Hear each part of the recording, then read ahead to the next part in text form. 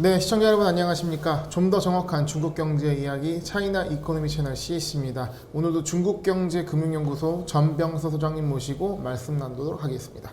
안녕하십니까 소장님. 안녕하십니까. 네, 이 미국에 상장되어 있는 중국 기업들이 많이 있잖아요. 근데 이제 아무래도 미중 전쟁이 강화되다 보면 투자자로서는 상당히 불안한 상황일 것 같습니다. 특히 또 이 중국 기업에 대한 상장 폐지 이슈 굉장히 좀 뜨거운데 저희가 그 분석해드렸잖아요. 3년 동안은 걱정 없다. 네. 근데 이게 바뀐다고 합니다. 그렇습니다. 그래서 그게 이제 2년으로 단축시키겠다는 얘기가 최근에 나왔고, 네.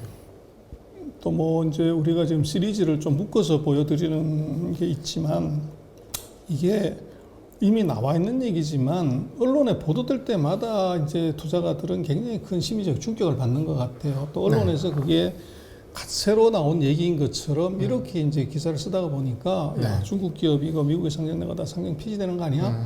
이제 이런 불안감, 공포감이 같이 존재를 하는 것 같아요. 그래서 팩트 파인딩 정확하게 할 필요가 있을 것 같아요. 네. 그래서 이번에 이것도 이제 바이든식 대중 규제인데요.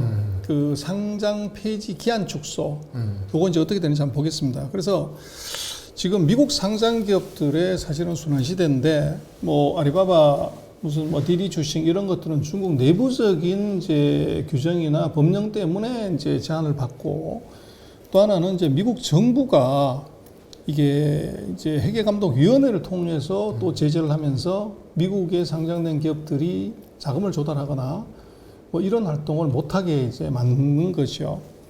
그래서 이제 원래는 2020년에 이제 미 상장기업 회계감독위원회 PCAOB가 3년 연속으로 이제 감리를 통과하지 못하면 미국에서 상장 폐지된다. 네. 그래서 요거는 이제 뭐 중국 기업에만 해당하는 거 외국 기업한테 다 해당이 돼요. 그러나 이건 이제 타겟팅은 중국을 이제 한 거고요. 그래서 내년 이제 1월 1일부터 그 이제 회계감사 보고서를 내야 됩니다. 그리고 이게 3년이니까 2022, 23, 24. 요 이제 3년 동안의 회계감사 보고서에서 합격 판정을 못 받으면 2025년에 상장 폐지가 되는 거죠. 네. 그래서 지금 이제 미국이 중국 기업에 대해서 제재하고 있는 것은 첫 번째 연기금들이 중국 투자 못한다. 우리 국민연금이나 이런 것들을 이제 못하게 막았고, 네.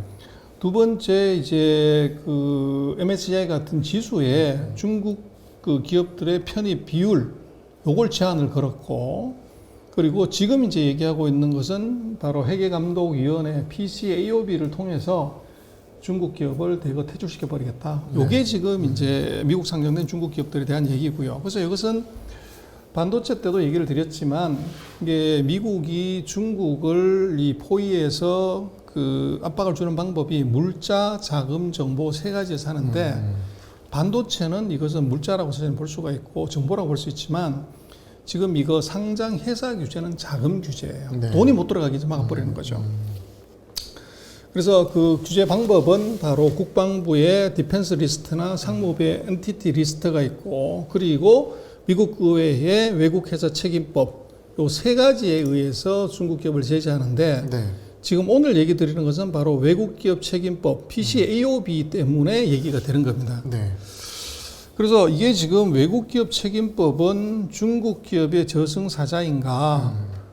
이거 지금 오른쪽에 지금 동영상 화면 하나 캡처가 하는데 우리가 요거 시리즈로 쭉 그 우리가 자료를 만들어서 이제 올려놨었죠. 네. 이거 한번 보시면 좋을 것 같은데 그래서 왜 이게 문제가 되냐면 대부분의 나라에서는 그 나라에 상장을 한다고 하면 그 나라의 회계 감사를 받고 상장을 해요. 근데 2013년에 미국하고 중국은 요거를 중국 기업에다 특혜를 준 겁니다.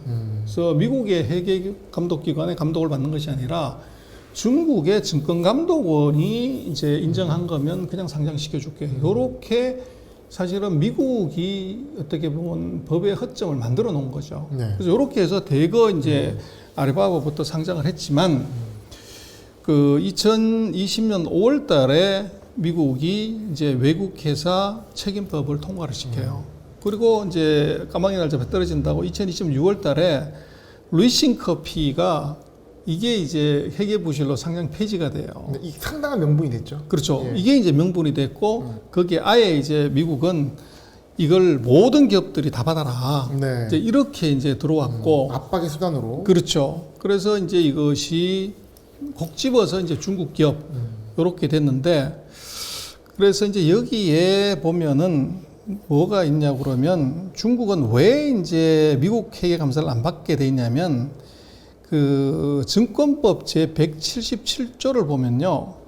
국무원 증권관리감독기관과 관련 부서의 승인을 받지 않은 경우 어떠한 기업과 개인도 증권 업무와 관련된 문서와 자료를 해외에 제공해서는 안 된다 이렇게 돼 있어요. 네. 그래서 이 규정을 바꾸지 않으면 지금 이제 미국에 상장돼 있는 중국 기업들은 다 상장 폐지가 되는 거죠. 그래서 이제 이게 이제 문제가 됐고, 그래서 여기 이제 핵심 내용이 뭐냐 그러면 그 법안을 놓고 보면요, 이제 세 가지예요. 첫 번째는 뭘 공시해야 되냐면 당연히 3년 동안에 그 회계법인의 회계감사 적정하냐 안 하냐 부실도 해야 되지만 첫 번째 뭐가 있냐면 미국 증시에 상장된 기업이 정부기관이 소유한 거냐 아니냐 이거 밝혀야 돼요. 네. 국가기관이 집어냈는지 그다음에 이게 정부기관이 지배구조에 영향을 줄 수 있는 재정적 이해관계가 있냐 없냐. 네. 결국 공산당 정부의 돈이 들어갔냐 안 들어갔냐 이거 밝히라는 거예요. 이게 들어가 있다고 그러면 상장 폐지시켜버린다는 거죠. 화면 전체적으로 보여주시면 좋을 것 같습니다. 그렇죠. 예. 그 다음에 이사회 구성원 중에서 중국 공산당이 포함되어 있는지 이것도 밝히라는 거예요. 네. 그리고 이제 회사의 정관에 중국 공산당 헌장이 포함되는지도 밝혀라. 그래서 이건 뭐냐면 그 디펜스 리스트에도 마찬가지로 인민해방군하고 관련되는 것 네. 이거 있으면 다 상장 폐지시키겠다. 그냥 순수한 민간 기업만 받겠다. 그렇죠. 그래서 그렇게 중국 공산당이 들어가 있는 거는 다 이거는 이제 상장 폐지 대상이 된다는 네. 거예요. 실질적 뭐 민간 기업도 아닌 거고. 그렇습니다. 그래서 확실한 민간 기업. 외국 회사 책임법이라는 건 이건 대놓고 이제 중국 기업을 이게 상장하기 위한 법이다. 이렇게 이제 아마 세부 내용을 보면 그걸 확실하게 이제 알 수가 있는 거죠.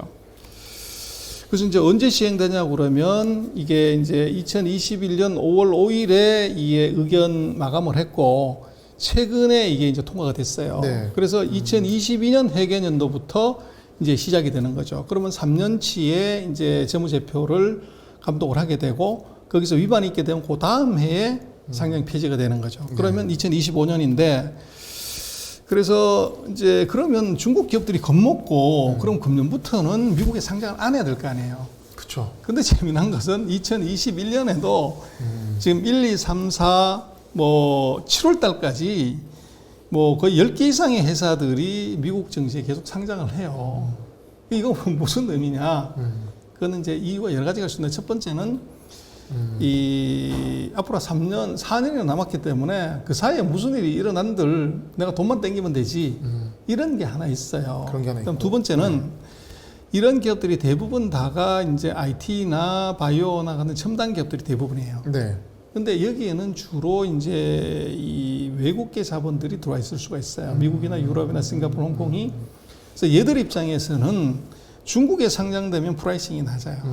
근데 미국에 상장하면 나스닥에 PR을 적용받으니까 중국에 비해서 2배, 3배 높은 프라이싱을 받을 수 있기 때문에 뭐 4년 뒤에 상장 폐지되는 거는 그건 난 모르겠고. 그 대표적인 게 쿠팡 같은 거죠. 국내 상장보다 미국 상장이다 해서 그렇게 대박이 난 것처럼. 바로 그거예요. 예. 그래서 거기에 상장시켜가지고 1년 뒤에 주가 올라가면 팔고 나가면 되고 상장 폐지되고 말고는 니들이 알아서 해. 네. 이제 그런 이유도 있어요. 그래서 어쨌거나 이런 이제 2025년부터 문제가 되지만 2021년에도 기업들이 계속적으로 이제 중국 시장에 상장하고 있다. 네. 이게 문제고.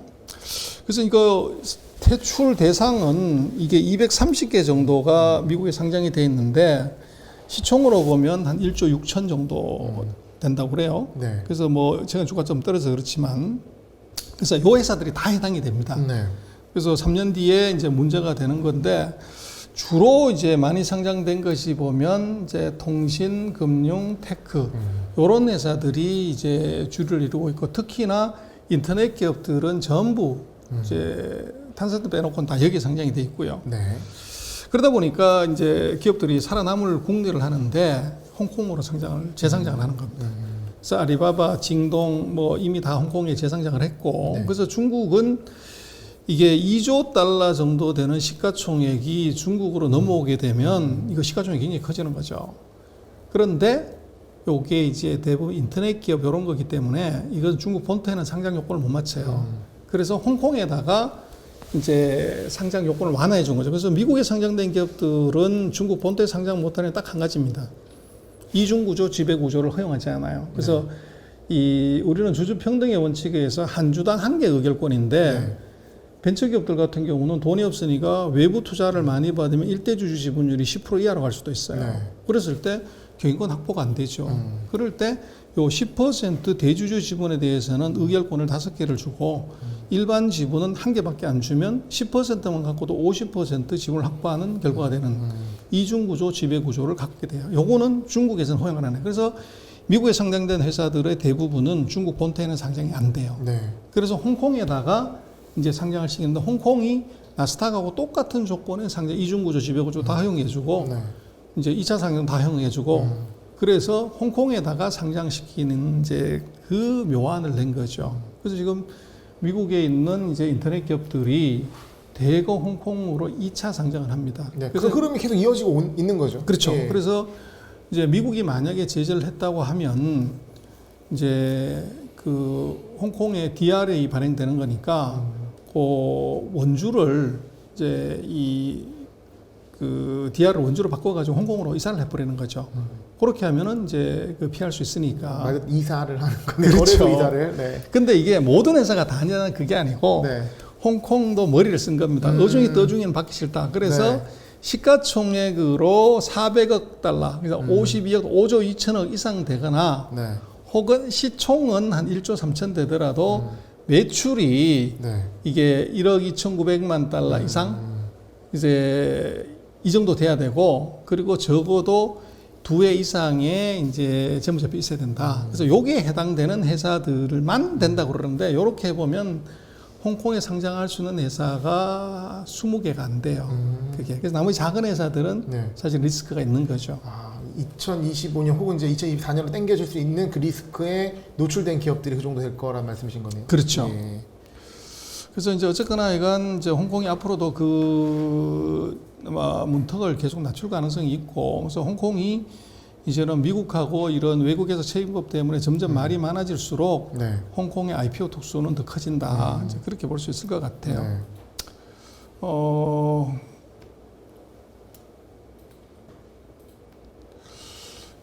그래서 뭐 지금 중국 안에서도 지금 IPO는 계속 진행이 돼요. 그래서 중국이 지난번에도 한번 다뤘지만 이제 상해는 창업반, 심전에 창업반, 상해는 거창반, 그리고 최근에는 북경에다가 북경반을 또 하나 만듭니다. 그래서 요건 전부 다가 이게 이 중소 벤처 기업들, 테크 기업들을 위한 시장을 지금 계속 만들고 있는 거죠. 그래서 이제 이것들은 아마도 앞으로는 이제 중국은 이제 나스닥에 버금가는 기술 기업들을 상장하는 시장을 만들고 거기에 지금은 이제 창업반, 거창반, 북경반 이렇게 나눠 있지만 어느 순간에 이 세 개를 다 합쳐버리는 거죠. 그럼 엄청난 거래소가 되겠네요. 그렇죠. 그렇게 합쳐버리면 이제 나스닥의 뭐 5, 60%, 7, 80%가 되는 그런 첨단 기술주 시장이 하나가 태어날 수 있어요. 이제 그런 게 있기 때문에 중국도 이제 머리를 여러 가지 쓰고 있다. 그리고 또 중국도 이제 6월 7일 날 미국이 이제 이런 뭐 제재를 자꾸 하니까 지들도 반외국 제재법이라는 걸 지금 만들었어요. 그래서 이건 실효성은 없는데 나중에 이제 이게 문제가 되면 그걸 그 방어 수단으로 쓰겠다는 거죠. 그래서 뭐 결론적으로 얘기를 하자면 그 미국에 상장된 중국 기업의 상장 폐지가 조금 더 어떻게 보면 기한이 당겨질 수 있다. 그러나 이제 중국 기업들이 2025년 이전까지는 계속적으로 상장을 할 거다. 그리고 이제 거기에 불안감을 느낀 대형주 기업들은 홍콩으로 대거 이전을 하는 그런 상황이 예상이 돼요. 되고 뭐 헝다 사태를 우리가 얘기를 했지만 이제 헝다가 무슨 문제가 있다고 하면 홍콩 시장이 계속 흔들리는 것처럼 지금 미국에서 이런 이제 제재들이 나온다고 하면 미국에 상장된 중국 기업들 이것들은 계속적으로 이제 충격을 받을 가능성이 있죠. 그래서 이제 뭐 지금으로 놓고 보면 그 미국 시장도 주가가 이제 많이 올라가서 조정기에 들어가고 있지만 오히려 이제는 포트폴리오 측면에서 놓고 보면 미국 상장된 중국 기업보다는 이제 본토에 상장된 이제 중국 기업 이쪽으로 전체적인 포트폴리오의 리밸런싱이 이게 필요한 것 아닌가 싶어요. 수익보다도 리스크 관리 차원에서 그렇죠. 필요하다는 말씀이신 거죠? 네, 사실 이 이슈 같은 경우는 상장 폐지라는 단어가 연관되어 있기 때문에 투자자로서는 정말 뭐 화들짝 놀랄 수밖에 없는 이슈인 것 같습니다. 그렇기 때문에 저희가 이 부분에 대해서 팩트 체크를 해드린 거라고 말씀드리고 싶습니다. 손님 오늘 말씀 감사합니다. 네, 있습니다.